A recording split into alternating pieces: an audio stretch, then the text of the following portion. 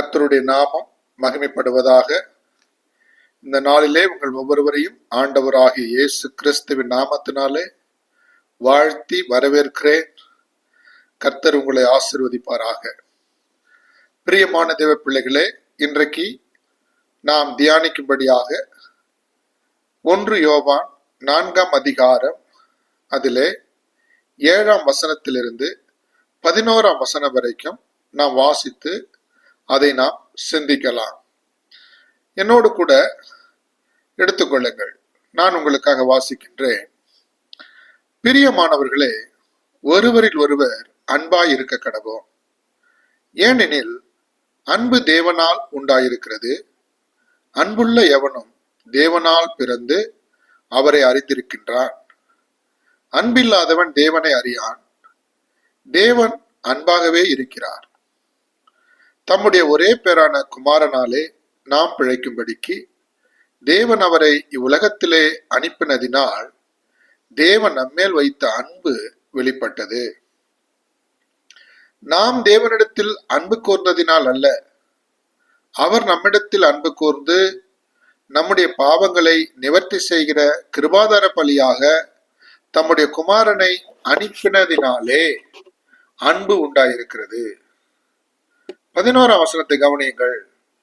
பிரியமானவர்களே, தேவன் இவ்விதமாய் நம்மிடத்தில் அன்பு கூர்ந்திருக்க நாமும் ஒருவரில் ஒருவர் அன்பு கூற கடனாளிகளாய் இருக்கின்றோம். கண்களை மூடி ஜெபிக்கலாமா? இரக்கமுள்ள எங்கள் ஆண்டவரே, உம்முடைய பாதத்தில் எங்களை தாழ்த்துகிறோம். இந்த வசனத்தை கேட்கிற உமது பிள்ளைகள் ஒவ்வொருவர் மீதும் உமது ஆசீர்வாதம், அனுக்கிரகம், தயவு ஆண்டவரை உண்டாகும்படியாக ஜெபிக்கின்றேன். இந்த வார்த்தைகளை கேட்டு உள்வாங்கி அதன் அடிப்படையிலே தங்கள் வாழ்க்கையை அமைத்துக் கொள்ளவும் உமது ஆசீர்வாதங்களை பெற்றுக்கொள்ள தகுதிப்படவும் உதவி செய்யும். எல்லா துதிகன மகிமைகளை உமக்கு ஏறெடுக்கிறோம்.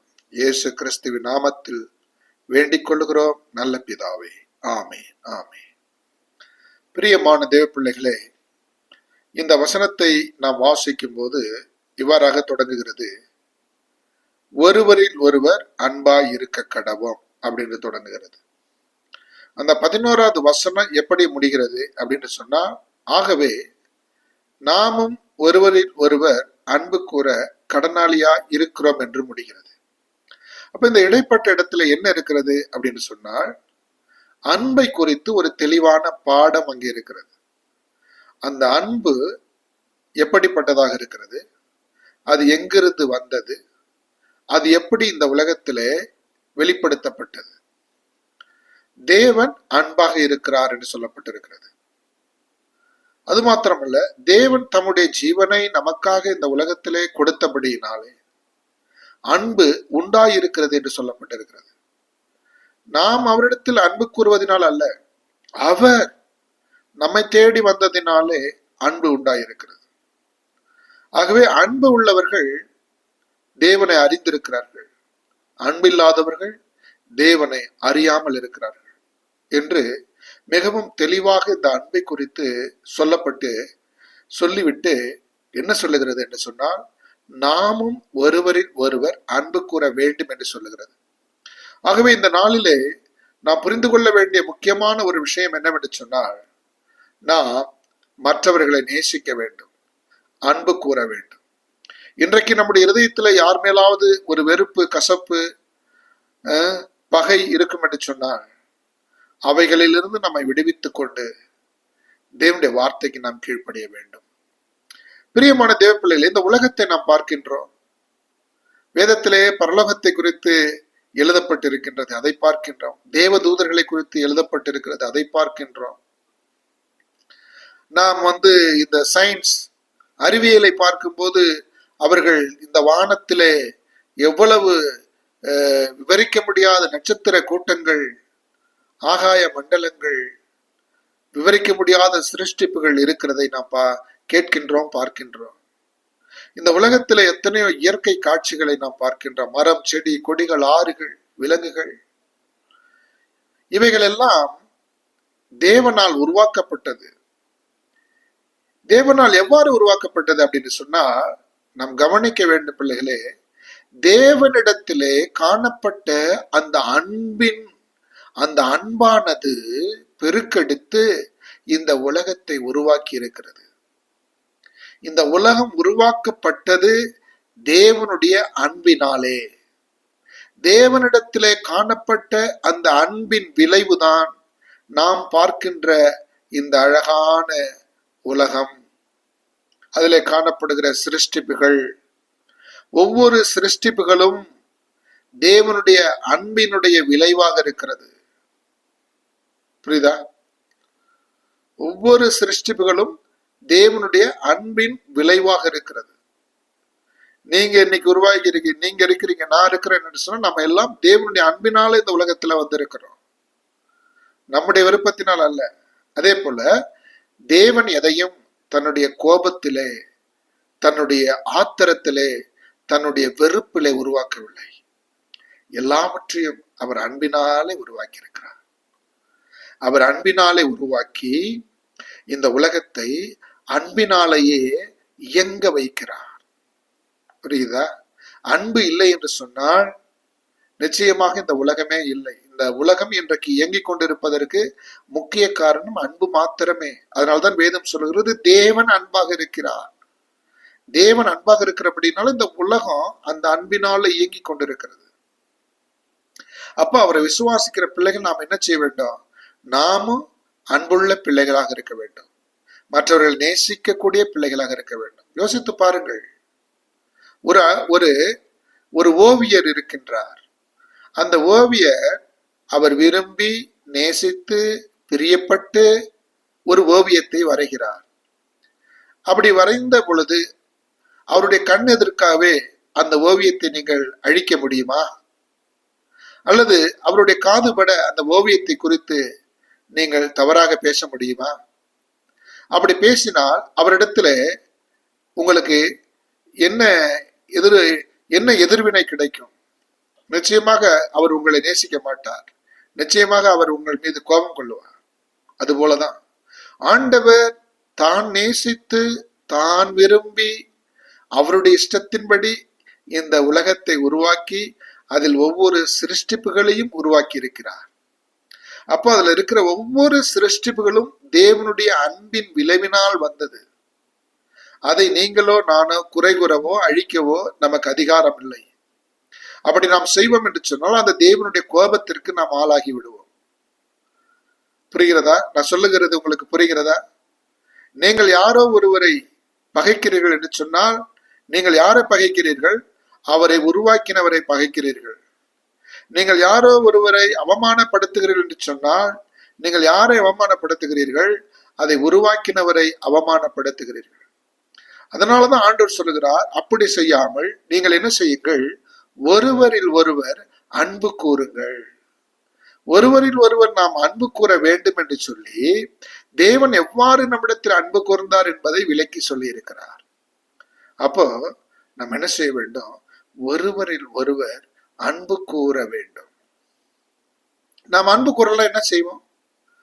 அன்பு கூறல் என்ன? ஆட்டோமேட்டிக்கா பகைப்போம். பகைத்தால் என்ன நடக்கும்? வேதம் என்ன சொல்லுகிறது? பிள்ளைகளே, 1 யோவான் 3ஆம் அதிகாரம் என்று நினைக்கிறேன். 1 யோவான் 3ஆம் அதிகாரம் 15ஆம் வசனம் சொல்லுகிறது, தன் சகோதரனை பகைக்கிறவன் மனுஷ கொலைபாதகனாய் இருக்கின்றான். இந்த வசனத்தை நீங்க நல்ல கவனிங்க பிள்ளைகளே. தன் சகோதரனை பகைக்கிறவன் மனுஷ கொலைபாதகனாய் இருக்கின்றான். எவ்வளவு பெரிய பயங்கரமான வார்த்தையை எங்க பயன்படுத்தி இருக்காங்க அப்படிங்கிறது நம்ம சிந்திக்கணும். பகை என்று சொன்னால் நாம் நினைக்கிறோம் அது சாதாரணமானது. ஒருவரை நமக்கு பிடிக்கவில்லை, அதனால அவரை விட்டு விலகி போகிறோம் அப்படின்னு நம்ம நினைத்து கொள்ளுகிறோம். பகை என்பது கொலை செய்வதை விட மோசமானது. நீங்கள் காயினை குறித்து வாசித்திருப்பீர்கள். அவன் ஆபேலை கொலை செய்தான். அவன் ஆபேலை கொலை செய்வதற்கு முக்கிய காரணமாக இருந்தது பகை, வெறுப்பு. அந்த பகையும் வெறுப்பும் தான் அவனை கொலைகாரனாக மாற்றினது. அதுபோல உங்களுக்குள்ளே ஒரு நபருக்கு கொடுத்து பகை இருக்கும் என்று சொன்னார், வெறுப்பு இருக்கும் என்று சொன்னார், ஆண்டவர் உங்களை கொலைகாரன் என்று சொல்லுகிறார். பொதுவா நாம் என்ன நினைக்கிறோம், எத்தனை பேரை வெறுக்கிறோம், எத்தனை பேர் மீது நமக்கு பகை இருக்கிறது. ஆனாலும் நாம் எப்படி நம்மை ஆசுவாசப்படுத்திக் கொள்ளுகிறோம், திருப்திப்பட்டுக் கொள்ளுகிறோம் அப்படின்னு சொன்னால், உண்மையாகவே கொலைகாரர்கள் இருப்பார்கள். ஒருவரை கத்தியால் வெட்டி கொன்றவர்கள், விஷம் வைத்து கொன்றவர்கள், கன் எடுத்து ஷூட் பண்ணி கொன்றவர்கள், சதி ஆலோசனை பண்ணி கொன்றவர்கள் இருப்பார்கள்.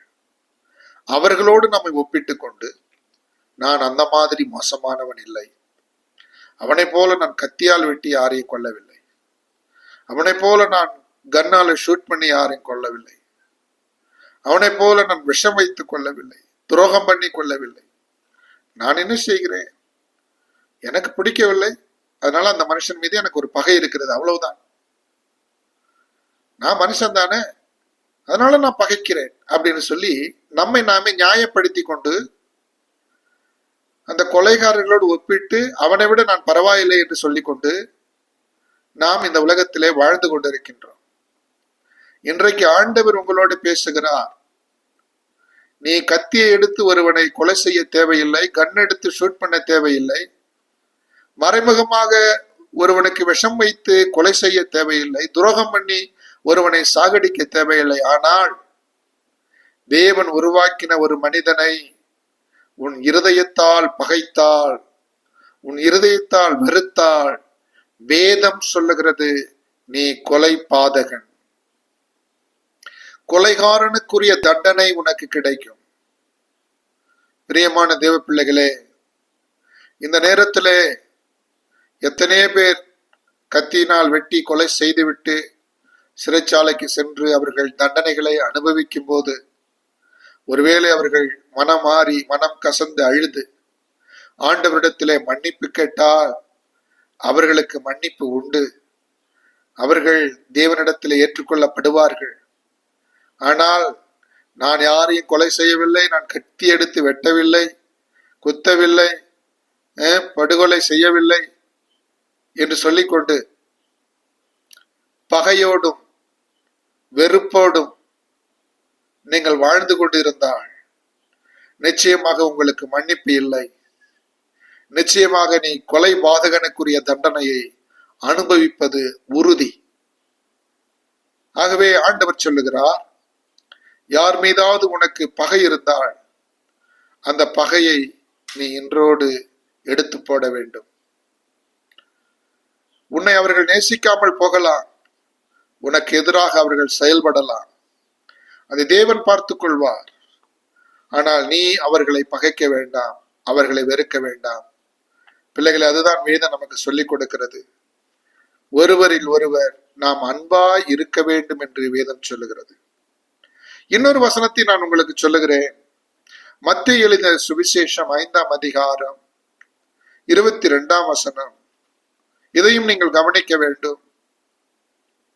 தன் சகோதரனை நியாயமில்லாமல் கோபித்துக் கொள்கிறவன் நியாய தீர்ப்புக்கு ஏதுவாயிருப்பான்.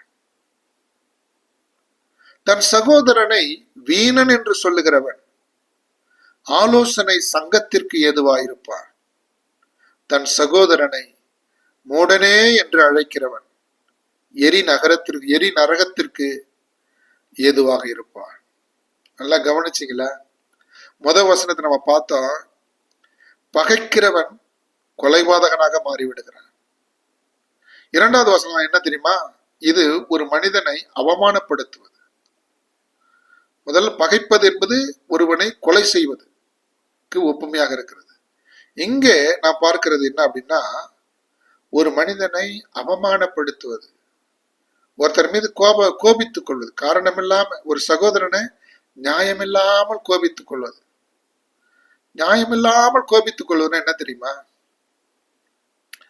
அவனோடு நீ பழகி இருக்க மாட்ட, அவனோடு பேசியிருக்க மாட்ட, ஆனா யாரோ ஒருவர் அவனை குறித்து உன்னிடத்திலே தவறாக சொல்லியிருப்பார். அதிலிருந்து அவன் மீது உனக்கு வெறுப்பு வந்துவிடும். அவனுடைய பேச்சு உனக்கு பிடிக்காது, அவனுடைய முகம் உனக்கு பிடிக்காது, ஏதோ ஒரு வெறுப்பு உனக்கு முன்னாடி வந்து நின்று கொண்டே இருக்கும். இது வந்து பிரிஜூடிஸ் அப்படின்னு சொல்வார்கள். ஒரு அதாவது பாத்தீங்கன்னா அந்த பகை இருந்து கொண்டே இருக்கும். காரணமே இருக்காதுன்னா பகை இருக்கும். இது அதிகமாக நம்முடைய தேசத்திலே காணப்படுகிறது, இன்றைய கிறிஸ்தவர்களுக்குள்ளே காணப்படுகிறது, இந்த உலகத்திலே காணப்படுகிறது. எப்படின்னு சொன்னா நம்ம சொல்லுவோம், நம்ம மனிதர்களை மொழி வாரியாக பிரிப்போம், இன வாரியாக பிரிப்போம், அப்புறம் என்ன கலர் வாரியாக பிரிப்போம், அப்புறம் அவர்களுடைய உயரம் அதை குறித்து தனியாக பிரிப்போம், அப்புறம் தெரு வாரியாக பிரிப்போம். இப்படி சில நேரங்கள் நம்ம சொல்லுவோம், வேறு ஒரு மொழி பேசுகிறவர்களை பார்த்தா அந்த மொழி பேசுறவங்க எல்லாம் அப்படிதான் அப்படி சொல்லி அவங்க மேல நமக்கு ஒரு தவறான கண்ணோட்டம் இருக்கும். அதுக்கப்புறம் பாத்தீங்கன்னா ஒரு ஸ்டேட், அந்த ஸ்டேட்ல உள்ளவங்க எல்லாம் அப்படிதான் அப்படின்னு அவங்களை குறித்து ஒரு கண்ணோட்டம் இருக்கும். இனம், இந்த இனத்தை நம்ம இன்னும் அதிகமா சொல்ல போனா நம்முடைய பகுதிகளில் பார்த்தீங்கன்னா ஜாதிகள் இருக்கிறது. இந்தியாவில் மாத்திரம் எத்தனை ஜாதி இருக்கு தெரியுமா? 2000 ஜாதி இருக்குது. 2000 ஜாதிகளுக்கு மேல இருக்கிறது இந்திய தேசத்திலே. அதாவது முக்கியமான ஜாதிகள், அதுக்குள்ளே உட்பிரிவுகள் என்று சொல்லி 2000 ஜாதிகள் இருக்கிறது. அந்த உட்பிரிவுகளுக்குள்ளே ஒருவருக்கொருவர் பகை இருக்கும், ஒருவருக்கொருவர் பகையோடு இருப்பார்கள். எப்படி இருப்பாங்கன்னா, இந்த சாதிக்காரன் இப்படிதான் இருப்பான், அந்த சாதிக்காரன் அப்படிதான் இருப்பான். ஒரே சாதியில அந்த உட்பிரிவு இருக்கும், அந்த உட்பிரிவுல உள்ளவன் அப்படிதான் இருப்பான் அப்படி என்கிற ஒரு பிரிஜுடிஸ், ஒரு முன்பகை எப்போதும் நமக்கு அவர்கள் மீது இருந்து கொண்டே இருக்கும். நம்முடைய சபையிலையும் அதெல்லாம் இப்போ அதிகமா பரவி கொண்டிருக்கிறது, இருந்து கொண்டிருக்கிறது. எத்தனையோ போதகர்கள் இது போன்ற சாதி பிரிவுகளோடு மனிதர்களை பார்க்கக்கூடியவர்களாக இருக்கிறார்கள். எத்தனையோ கிறிஸ்தவர்கள் இது போன்ற சாதிய பிரிவின் அடிப்படையில் மனிதர்களை பார்க்கக்கூடியவர்கள் இருக்கிறார்கள். உங்களுக்கு இன்னும் வெளிப்படையா சொல்லணும்னா, இன்னைக்கு நம்ம தமிழ்நாட்டில் இருக்கக்கூடிய பெரிய பெரிய ஊழியக்காரங்கன்னு சொல்லிக்கிறாங்க இல்லையா, நிறைய சொத்து பத்து வைத்து கொண்டு பெரிய பெரிய கூட்டங்களை நடத்துற அவங்க எல்லாருமே இது போன்ற சாதிய மனப்பான்மையுடைய ஊழியக்காரர்கள் தான். அவர்களெல்லாம் தேவனுடைய சமூகத்துல நிச்சயமாக இந்த வசனத்திற்கு பதில் சொல்லி ஆக வேண்டும். சாதியின் அடிப்படையிலே ஒருவரை பார்த்து தன்னுடைய ஆர்கனைசேஷன்ல சேர்த்துக்குவாங்க. சாதி அடிப்படையில தன்னுடைய குடும்பத்துல பெண் பார்த்து திருமணம் செய்வார்கள். சாதி அடிப்படையில ஒருவரை எடை போட்டு அதற்கு தகுந்த மாதிரி அவர்களோடு பழக்க வழக்கம் வைத்துக் கொள்வார்கள். இதெல்லாம் கிறிஸ்தவ போதகர்கள் மத்தியிலே நடைபெற்று கொண்டிருக்கிறது. நிச்சயமா அவர்கள் இந்த மாதிரி வசனங்களுக்கு பதில் சொல்லியே ஆக வேண்டும். காரணம் இல்லாமல் தன் சகோதரன் மீது கோபித்துக் கொள்ளுகிறவன் நியாய தீர்ப்புக்கு ஏதுவாக இருப்பான். வீணனே என்று சொல்லுகிறவன் எத்தனையோ நம்ம கேட்டிருப்போம், அவன் உருப்பட மாட்டான், அவன் பிரயோஜனமே இல்லை அப்படின்னு நம்ம சொல்லியிருப்போம், மற்றவங்க சொன்னதை கேட்டிருப்போம். அந்த வார்த்தை ஆண்டவருக்கு பிடிக்காத வார்த்தை. ஆண்டவர் உருவாக்கின ஒரு மனிதனை அவன் வீணானவன், அவன் ஒரு வேஸ்ட் அப்படிங்கிற வார்த்தைகளை நீங்கள் பயன்படுத்தினால் நீங்கள் ஆலோசனை சங்கத்திற்கு பதில் சொல்லி ஆக வேண்டும். அதற்கான காரணத்தை நீ கூறியாக வேண்டும். அங்கே நீ பதில் சொல்லக்கூடிய இடத்திலே இருப்பாய்.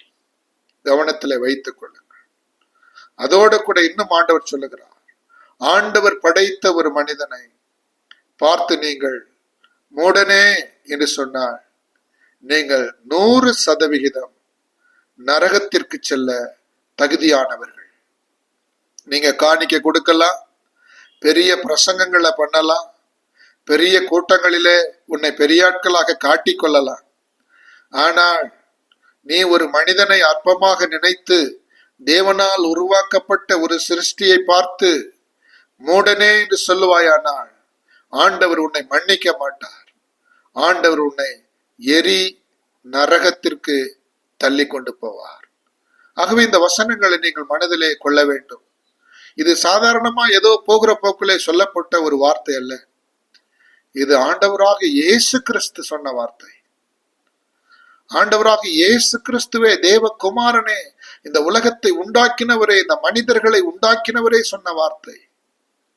இதற்கு நீங்கள் மதிப்பு கொடுக்க வேண்டும். இந்த வார்த்தைக்கு நீங்கள் பயப்பட வேண்டும். இந்த வார்த்தைக்கு நீங்கள் பயந்தால் நிச்சயமாக நீங்கள் ஒரு மனிதரை பகைக்க மாட்டீர்கள், ஒரு மனிதரை அற்பமாக நினைக்க மாட்டீர்கள், ஒரு மனிதரை அனாவசியமாக பேச மாட்டீர்கள். ஆகவே தேவனுடைய பிள்ளைகளே, ஆண்டுடைய வார்த்தைக்கு கீழ்ப்படியுங்கள், கர்த்தருடைய சத்தத்திற்கு செவி கொடுங்கள்.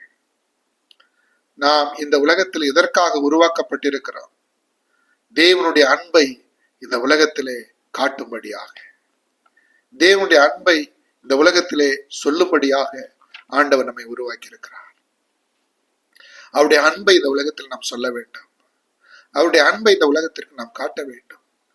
ஆண்டவராக இயேசு கிறிஸ்து இந்த உலகத்திலே வந்து எவ்வாறாக தன்னுடைய அன்பை வெளிப்படுத்தினார்?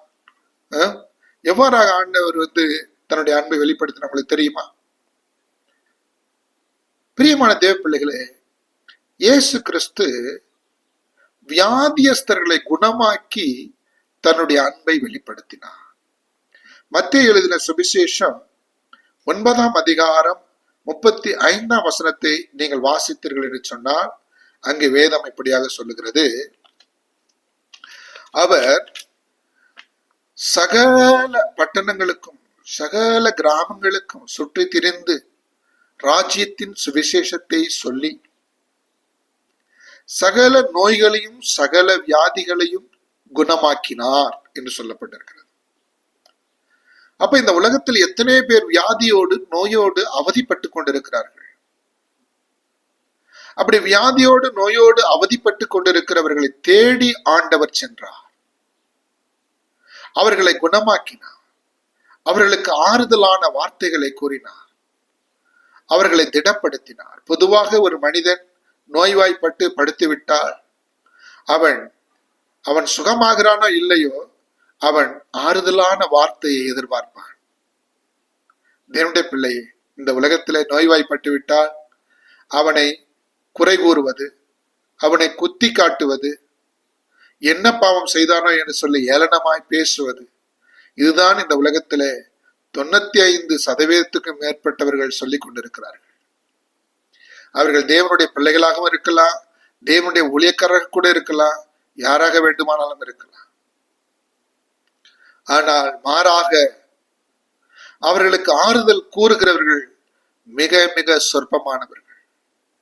இயேசு கிறிஸ்துவனுடைய காலத்திலும் அதுதான் நடந்தது. வியாதி கொண்டவர்கள், வியாதிப்பட்டவர்கள் தேவனால் தண்டிக்கப்படுகிறவர்கள் என்று எண்ணப்பட்டார்கள். அதனால்தான் வியாதிப்பட்டவர்களை அரவணைக்கவோ அவர்களுக்கு ஆறுதல் கூறவோ அந்த நாட்களிலே ஒருவரும் இல்லை. நீங்கள் நல்ல சமாரியன் கதையை எடுத்து பாருங்கள். அங்கே ஒரு மனிதன் விழுந்து கிடக்கிற பொழுது அந்த வழியாய் செல்லுகிற ஆசாரியன், வேதபாரகன், அவன் என்ன நினைக்கிறான்? அவன் செய்த பாவத்திற்கு அவன் அடிபட்டு கிடக்கிறான். ஆனால் ஆண்டவர் எனக்கு அந்த மாதிரி தண்டனை கொடுக்கவில்லை என்று சொல்லி ஆண்டவரை ஸ்தோத்திரம் பண்ணி கொண்டு அந்த இடத்தை விட்டு கடந்து போகிறார். ஆனால் அந்த சமாரியன் அங்கே வந்து அவனுக்கு ஆறுதல் கொடுத்து அவனை தேற்றுகிறார். அப்ப அந்த சமாரியனைத்தான் நாம் ஆண்டவராக இயேசு கிறிஸ்து என்று சொல்லுகிறோம். தேவனுடைய பிள்ளைகளே, இன்றைக்கு அநேகர் அப்படித்தான் இருக்கிறார்கள். ஒரு வியாதியஸ்தரை பார்க்கும்போது, ஒரு அடிபட்டு கிடக்கிறவனை பார்க்கும்போது, ஒரு துன்பத்தில் இருக்கிறவனை பார்க்கும்போது, இன்றைக்கு தங்களை தாங்களே நீதிமான் என்று எண்ணிக்கொள்ளுகிறவர்கள் என்ன நினைக்கிறார்கள்? அவன் செய்த பாவம் அல்லது அவன் செய்த தவறு அவன் அனுபவிக்கிறான். ஆனால் ஆண்டவர் எனக்கு அப்படிப்பட்ட வாய்ப்பு கொடுக்கவில்லை, ஆண்டவரே உமக்கு நன்றி என்று சொல்லிக்கொண்டு அந்த இடத்தை விட்டு கடந்து போகிற அந்த ஆசாரியனை போல, அந்த வேத பாரகனை போல இன்றைக்கு அநேக ஊழியக்காரர்கள், அநேக தேவனுடைய பிள்ளைகள் இருக்கிறார்கள். நீங்கள் ஒரு நாளும் ஏசப்பாவுக்கு பிரியமானவர்களாய் இருக்கவே முடியாது. நீ ஒரு நல்ல சமாரியனாய் மாற வேண்டும். வியாதியஸ்தர்களை தேடி செல்லுங்கள், அவர்களுக்கு ஆறுதலான வார்த்தைகளை கூறுங்கள், அவர்களுக்காக ஜெபம் பண்ணுங்கள், அவர்களுக்காக கண்ணீர் வடியுங்கள். இப்படித்தான் நாம் ஆண்டவருடைய அன்பை அவர்களிடத்திலே காட்ட முடியும். இரண்டாவதாக தேவனுடைய பிள்ளைகளே, ஆண்டவர் எவ்வாறாக தன்னுடைய அன்பை வெளிப்படுத்தினார் அப்படின்னு சொன்னால், பாவிகளோடு நேரம் செலவிட்டு தன்னுடைய அன்பை வெளிப்படுத்தினார். நீங்கள் வாசித்தீர்கள் என்று சொன்னால், யோவான் எழுதின சுவிசேஷம் 4ஆம் அதிகாரம் 6ஆம் வசனத்திலிருந்து 26ஆம் வசனம் வரைக்கும் அங்க ஒரு சம்பவம் நடக்கிறது. ஆண்டவர் தண்ணீர் தாகத்தோடு ஒரு கிணற்றண்டையிலே செல்லுகிறார். அங்கே ஒரு மகள் வருகிறாள், சமாரிய ஸ்திரீ. அந்த சமாரிய ஸ்திரியை குறித்து ஆண்டவருக்கு நன்றாக தெரியும். அவள் ஒரு பாவியான ஸ்திரீ என்று அந்த கிராமமே அவளை ஒதுக்கி வைத்திருக்கிறது. அவளுக்கு ஒரு புருஷன் இல்லை, ஏராளமான புருஷன் என்று சொல்லப்பட்டிருக்கிறது. அதனால் அந்த கிராமத்தில் உள்ளவர்கள் எல்லாரும் அவளை பாவி என்று முத்திரை குத்தி ஓரம் கட்டி விட்டார்கள். ஆனால் இயேசு தொடர்ந்து அவளோடு நேரத்தை செலவிட்டு பேசி அவளை ஆண்டவருடைய அந்த அன்புக்குள்ளே கொண்டு வருகிறார். சகேயுவை பாருங்கள். சகேயு அவன் டாக்ஸ் கலெக்டர், வரி வசூல் செய்கிறவன் என்று சொல்லி அவன் ஒரு பாவி, அவன் ஒரு ஆயக்காரன் என்று சொல்லி அவனை ஒதுக்கி விடுகிறார்கள். ஆனால் இயேசு கிறிஸ்து சகேயுவை அழைத்து அவனுடைய வீட்டிற்கு சென்று அவனோடு போஜனம் பண்ணி, நீயும் ஆபிரகாமின் குமாரன் என்று அவனை அழைத்து அந்த வீட்டிற்கு ரட்சிப்பை கொடுக்கின்றார். நீங்கள் மத்தேயு எழுதின சுவிசேஷம் 9ஆம் அதிகாரம் 10ஆம் வசனத்திலிருந்து 12ஆம் வசனத்தை வாசித்தீர்கள் என்று அங்கு சொல்லப்பட்டிருக்கும்.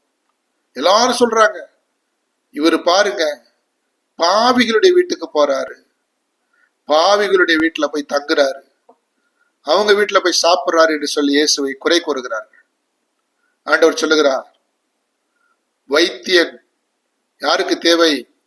வியாதிப்பட்டவர்களுக்கு தான் வைத்தியன் தேவை. அதுபோல பாவிகளுக்காகத்தான் நான் வந்தேன், இழந்து போனவர்களை தேடத்தான் நான் வந்தேன் என்று சொல்லுகிறார். என கருமையான தேவ பிள்ளைகளே, இந்த நாளிலே அநேக கிறிஸ்தவர்கள் என்ன செய்கிறாங்க தெரியுமா? நல்லவங்களா இருந்தா அவங்க கிட்ட பழகுறாங்க. ஒரு மனிதன் ஒரு சாராயம் குடித்து விட்டு வந்தால் அவனை பகைக்கிறார்கள், அவனோடு பேச மறுக்கிறார்கள். அல்லது ஏதோ ஒரு தவறான ஒரு குற்றச்சாட்டு அந்த மனிதன் மீது வந்துவிட்டால் அதோடு அவனை ஒழித்து கட்ட நினைக்கிறார்கள், அவனை நியாயம் தீர்க்க பார்க்கிறார்கள்.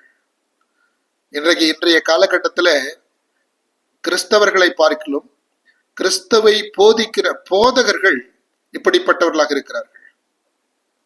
அவர்களுக்கு ஒரு சின்ன செய்தி கிடைத்து விடக்கூடாது. யாரோ ஒரு போதகரை குறித்தோ அல்லது ஒரு நபரை குறித்தோ ஒரு சின்ன செய்தி கிடைத்து விடக்கூடாது. உடனடியாக அந்த செய்தியை பெரிதாக்கி எல்லாருக்கும் முன்பாக நிறுத்தி அவர்களை நியாயம் தீர்த்து அவர்களை அவமானப்படுத்தி அவர்களை தண்டனைக்கு வழிநடத்துவதுதான் இன்றைய அநேக போதகர்களுடைய முக்கிய வேலையாக இருக்கிறது. ஆனால் இயேசு கிறிஸ்து அப்படி அல்ல. அவர் பாவிகளை தேடி சென்று அவர்களோடு பேசி அவர்களை மனம் திருப்பினார். ஒரு ஸ்திரீ விபச்சாரத்திலே பிடிக்கப்பட்ட அந்த ஸ்திரீ எல்லாரும் கல்லெறிந்த பொழுது இயேசு அவள் மீது கல்லெறியவில்லை. நீ போ, இனி பாவம் செய்யாதே என்று சொன்னார். அவருடைய இருதயம் மாறியது, வாழ்க்கை மாறியது. தன்னுடைய வாழ்நாள் எல்லாம் இயேசுவுக்கே அர்ப்பணித்தாள். சகேயு தன்னுடைய வாழ்நாள் எல்லாம் ஆண்டவருக்கு அர்ப்பணித்தார். அதுபோல தேவனுடைய பிள்ளைகளை, இந்த உலகத்துல எத்தனையோ மனிதர்களால் பாவிகள் என்று துரோகிகள் என்று தள்ளப்பட்டவர்கள் இருக்கிறார்கள். எனக்கெல்லாம் ஒரு வாழ்க்கை கிடைக்குமா, என்னோடு யாராவது பேசுவார்களா, எனக்கு ஒரு ஆறுதல் கூறுவார்களா என்று சொல்லி எத்தனையோ பேர் தவித்துக் கொண்டிருக்கிறார்கள். அவர்களிடத்திலே செல்லுங்கள், அவர்களுக்கு ஆண்டவராக இயேசு கிறிஸ்துவை குறித்து சொல்லுங்கள். இவ்விதமாக நாம் ஆண்டவருடைய அன்பை இந்த உலகத்துக்கு காட்ட முடியும்.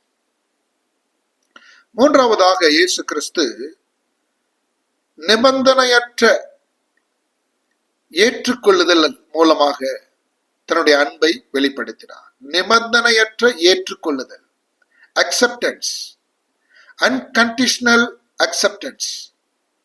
ஒரு நபரை நாம தடைகளை வைக்கக்கூடாது, ஏற்றுக்கொள்ள வேண்டும். ஏற்றுக்கொள்ளக்கூடிய மனப்பான்மை நமக்கு வேண்டும். புரியுதா? பொதுவா நம்ம மனிதர்கள் என்ன பண்றோம்? மொழி வாரியா பிரிக்கிறோம், இடம் வாரியா பிரிக்கிறோம், ஜாதி வாரியா பிரிக்கிறோம். கருப்பா இருந்தா அவங்கிட்ட ஒரு மாதிரி பேசுறோம், சிகப்பா இருந்தா அவங்கிட்ட ஒரு மாதிரி பேசுறோம், குள்ளமா இருந்தா அவங்கிட்ட ஒரு மாதிரி பேசுறோம். இப்படி மனிதர்களிடத்திலே பலவிதமான தடைகளை வைத்துக் கொண்டுதான் நாம் பழகி கொண்டிருக்கின்றோம். ஆனால் ஆண்டவராகிய இயேசு கிறிஸ்து அப்படி அல்ல.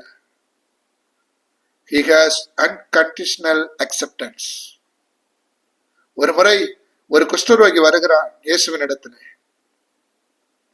உமக்கு சித்தமானால் என்னை சுத்தமாக்க உம்மால் கூடும் என்று சொல்லுகிறார். பிள்ளைகளே, குஷ்டரோகிகள் என்பது அந்த நாட்களிலே அருவருக்கத்தக்கவர்கள், தீட்டானவர்கள். அவர்கள் தேசத்தை விட்டு வெளியிலே இருக்க வேண்டும். அவர்களை பார்ப்பது கூட அருவருப்பு என்று நினைக்கிறார்கள். அப்படிப்பட்ட சூழ்நிலையிலே ஒருவன் தூரத்திலே நின்று ஆண்டவரிடத்திலே கேட்கிறான், உமக்கு சித்தமானால் என்னை சுத்தமாக்க உம்மால் ஆகும். ஆண்டவராகிய இயேசு கிறிஸ்து நினைத்திருந்தால் அவர் தூரத்தில் இருந்து கொண்டே சுத்தமாகு அப்படி என்று சொல்லியிருந்தாலே அவன் சுத்தமாகி இருப்பான். ஆனால் இயேசு என்ன செய்தார் தெரியுமா? அவனிடத்திலே கிட்டே நெருங்கி போனார். அவன் அருகிலே போனார். அவன் பயந்து நடுங்குகிறான். இதுவரைக்கும் ஒரு மனிதனும் என்னிடத்துல வந்ததில்லை. என்னை பார்த்தவர்கள் தூரத்தில் ஓடிவிடுவார்கள். இவர் நெருங்கி வருகிறார். எதற்காக வருகிறார்? என்னை அடிக்கப் போகிறாரா? கொல்லப் போகிறாரா? என்ன செய்ய போகிறார்? பயந்து கொண்டு நிற்கின்றார். நடுக்கத்தோடு நிற்கின்றார். இயேசு கிறிஸ்து அன்பாக அவன் மீது கரங்களை வைத்து அவனை தொட்டு அவனை சுகமாக்கினார். அவனை தொட்டு சுகமாக்கினார். தொடுதல் என்பது அன்பினுடைய பரிமாற்றத்தின் அடையாளம். நம்முடைய தேசத்திலே தீண்டாமை என்கிற ஒரு மிகப்பெரிய மோசமான ஒரு சமூக இழிவு இருக்கிறதை நாம் எல்லாரும் அறிந்திருக்கின்றோம். மனிதனுக்கு மனிதன், இவன் கீழானவன், இவன் மேலானவன், இவன் இழிவானவன் என்று பிரித்து வைத்து வாழக்கூடிய ஒரு சமூகத்துல தான் நாம் இருந்து கொண்டிருக்கின்றோம். அப்படிப்பட்ட சமூகம்தான் ஆண்டவராகிய இயேசு கிறிஸ்து இருந்த போதும் இருந்தது. குஷ்டரோகிகளை அவர்கள் யாரும் மனிதர்களாக பார்ப்பதில்லை. அவர்களை மிருகங்களை விட மோசமானவர்களாய் பார்த்து அவர்களை